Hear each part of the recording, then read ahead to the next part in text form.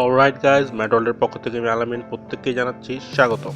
সচরাচর আমরা কোনো ডকুমেন্ট বা ফাইল সেন্ড করতে ইমেল ব্যবহার করে থাকি। আজকে আমি দেখাবো ইমেল ব্যতীত আমাদের হাতের কাছে বা সবসময় আমরা ব্যবহার করি, সবাই আমরা এর সাথে পরিচিত এমন একটি মাধ্যম দিয়ে ফাইল বা ডকুমেন্ট শেয়ার করা।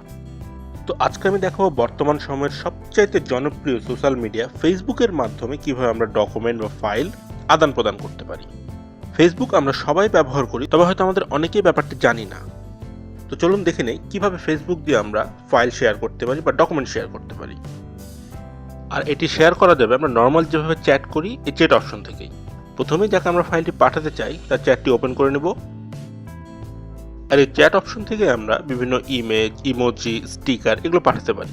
ঠিক তার পাশেই আছে অ্যাড ফাইলস। এই অ্যাড ফাইলস থেকে আমরা যে কোনো ধরনের ফাইল পাঠাতে পারি, তবে অবশ্যই ফাইলটির পরিমাণ অধিক হওয়া যাবে না। 15, 20 বা 25 মেগাবাইট হলে কিন্তু সেই ফাইলটি যাবে না।